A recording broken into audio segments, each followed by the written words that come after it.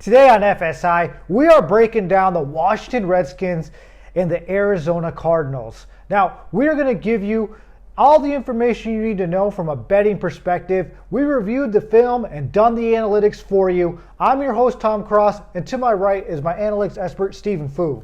Thanks for tuning in this week. Washington is on the road as a 7-point underdog. They're plus 240 on the money line, and the Cardinals are minus 2.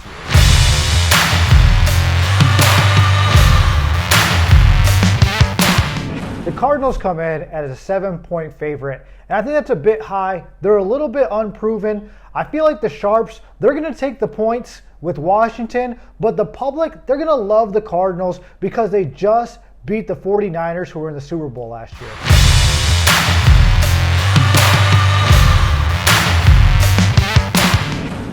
Both teams are coming off impressive wins as an underdog. Washington, they dominated the Eagles, and the Cardinals pulled out a close win against the Niners. Arizona has proven talent on the team, which justifies the high 7-point spread.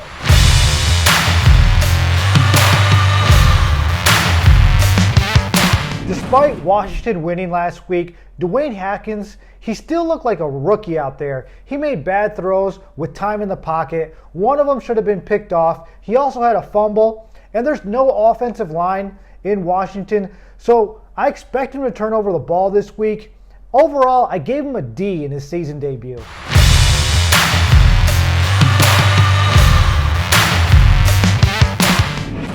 The Arizona offense does not rely on passing to move the ball, so I'm not surprised at the low performance numbers of Kyle Murray. However, he does need to have better turnover awareness and higher efficiency if he wants the team to succeed.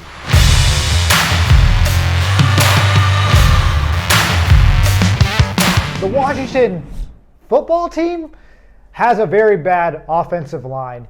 They allowed 10 sacks or pressures out of 28 dropbacks. So I don't expect much out of Dwayne Hopkins this week.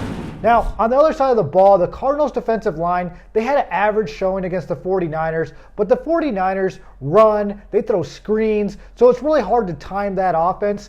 I do believe that the Cardinals have an advantage here and should be able to get pressure.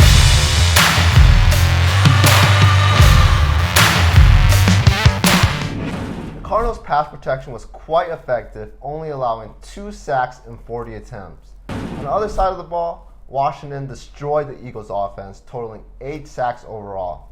I don't think Washington will have success against the Cardinals. Eagles haven't had a good run since the Super Bowl, and they have done nothing to improve their team.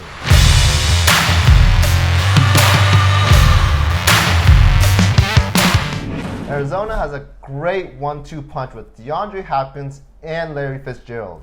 And although Fitzgerald is getting towards the end of his career, his hands are still magnets for the ball.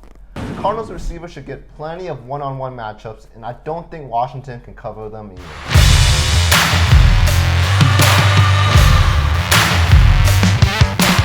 The Washington football team has no wide receivers. They didn't have a receiver that went over 65 yards last week. Now, Arizona did play well against the 49ers. They did allow one 90-yard passing play, but I think they have an advantage in this game, and I expect them to at least get one turnover.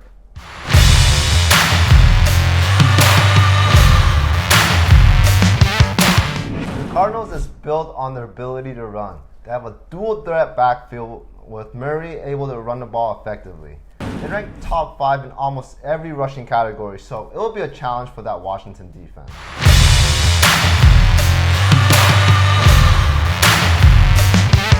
The Washington football team on the ground, they really weren't that effective against the Eagles. Antonio Gibson only had 36 yards on 9 carries. Peyton Barber was a bright spot with 2 touchdowns. But against the 49ers, the Cardinals' defensive line played really well, actually. They kept Raheem Mostert in check with only 55 yards. So I got to give an advantage to the Cardinals here. I think they are going to be able to stop the run of the Redskins.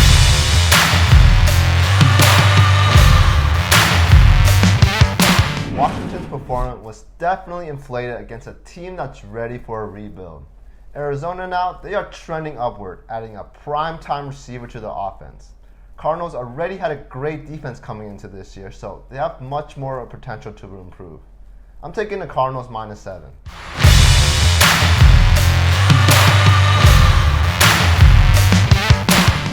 like the Cardinals in this game. They have a mobile quarterback that should help out with Washington's pass rush, and they have a number one weapon in Denard Hopkins. Now, I do believe that Dwayne Haskins will turn over the ball. The Cardinals, they really didn't impress me that much against the 49ers. They had a lot of good things go their way. They had a block punt that was turned into a touchdown.